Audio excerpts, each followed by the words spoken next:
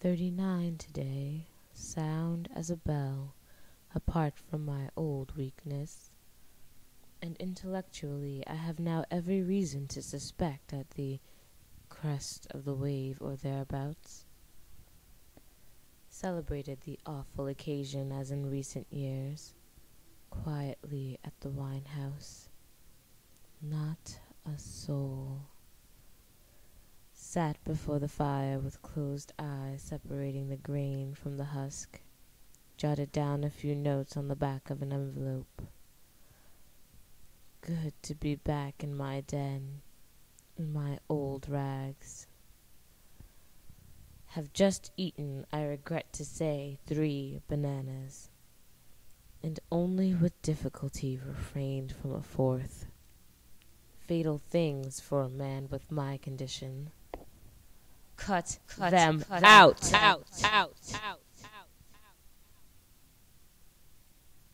The new light above my table is a great improvement. With all this darkness round me, I feel less alone in a way. I love to get up and move about in it, then back here to me, Krapp. The grain. Now what, I wonder, do I mean by that? I suppose I mean those things worth having when all the dust has, when all my dust has settled.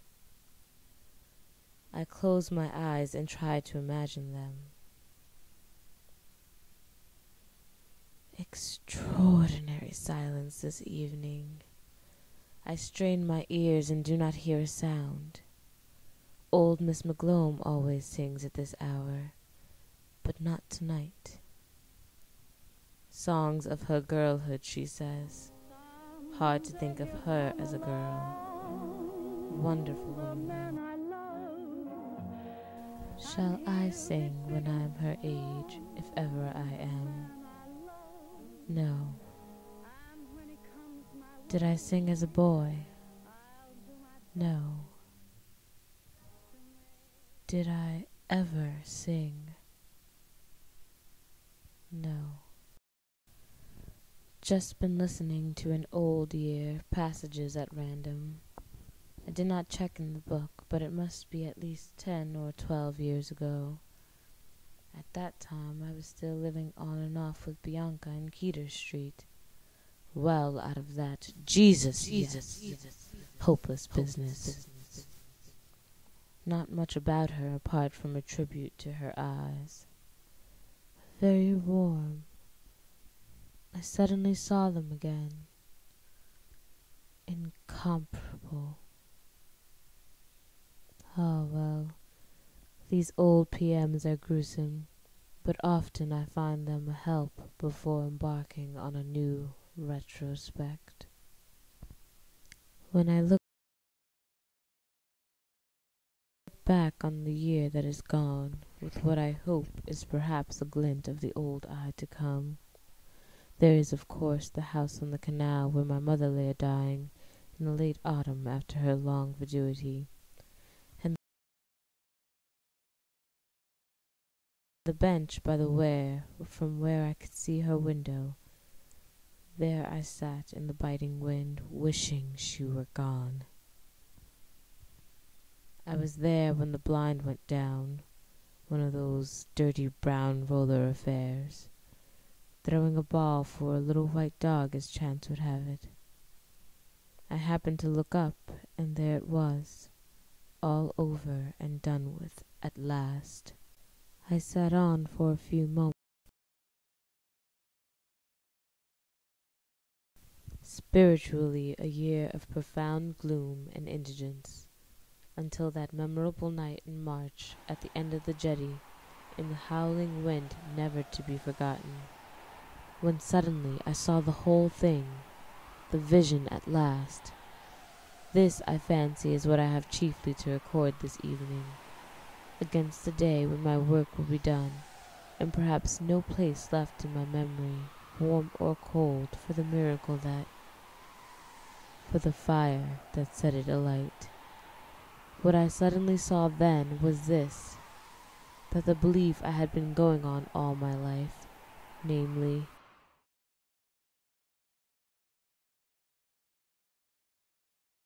clear to me at last that the dark I have always struggled to keep under is in reality my most. My face in her breast and my hand on her, we lay there without moving, but under us all moved and moved us gently up and down and from side to side. Past midnight, never knew such silence. The earth might be uninhabited. Here I end. Upper Lake, with the punt barbed off the bank, then pushed out into the stream and drifted. She lay stretched out on the floorboards with her hands under her head and her eyes closed. Sun blazing down, bit of a breeze, water nice and lively. I noticed a scratch on her thigh and asked her how she came by it. "Picking gooseberries," she said. I said again I thought it was hopeless and no good going on, and she agreed without opening her eyes. I asked her to look at me, and after a few moments she did, but the eyes just slits because of the glare. I bent over her to get them in the shadow, and they opened. Let me in. We drifted in among the flags and stuck, the way they went down sighing before the stem. I lay down across her with my face in her breast and my hand on her. We lay there without moving, but under us all moved and moved us gently up and down and from side to side. Past midnight, never knew.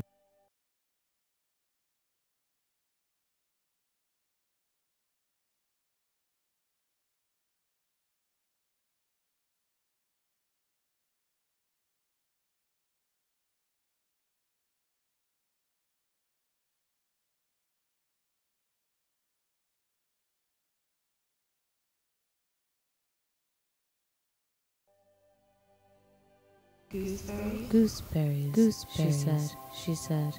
I said again, I thought it was hopeless going on, and she agreed without opening her eyes. I asked her to look at me, and after a few moments, she did, but the eyes just split because of the glare. I bent over her to get them in the shadow, and they opened. Let me in.